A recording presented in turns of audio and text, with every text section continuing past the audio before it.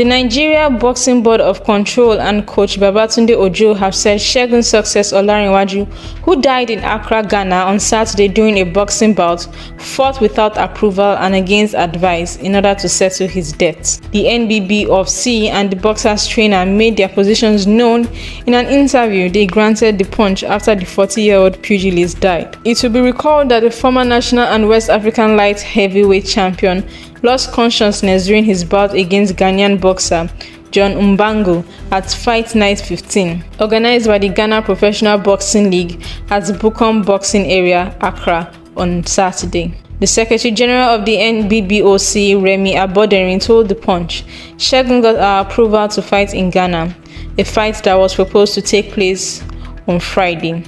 Unfortunately, they did weigh-ins on Thursday and he was found to be overweight, and they told him the person he was to fight was not his weight. They said to do this, they would increase his purse with another $500, which he said was too small, and due to that, there was no agreement. Saturday morning, they were on their way back to Lagos. They had even left Accra and were at Aflo border when Segun said to the coach that followed him, that is Diran Alamu, that it was not going to be easy returning home. He left Nigeria with no money and he had debts to pay and needed money. So he wanted to call the Ghanaians and see if another fight was coming up, and told them he was now ready to collect the additional $500 as discussed, because he felt it would not pay him if he returned home without money.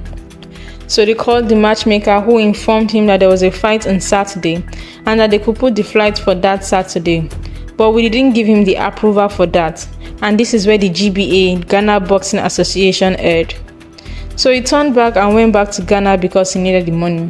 He owed a lot of people money." Ojo, who trained Olanrewaju, told the Punch that he advised the boxer against fighting on short notice.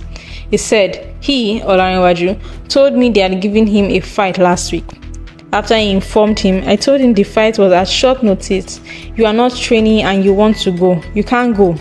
Leave this fight for a better offer." He initially told me the flight was on April 1, but he called later to say it was no longer next month but on March 29. So I told him that it was at short notice, but if he wanted us to go together, he should tell the organizers to book flights so we could go there and come back together.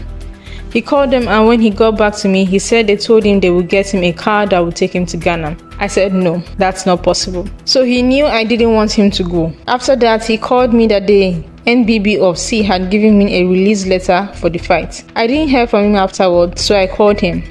He said he had been called again for the fight and was going that night. I told him, "Success, don't you think this fight is too early?"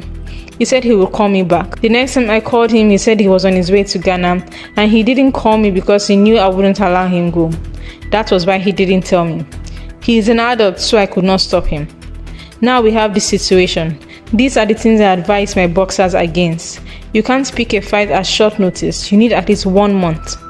I am very saddened by his loss, and may his soul rest in peace. Reporting this is Whimsical Amy. Please do well to like, subscribe, and share. Thank you.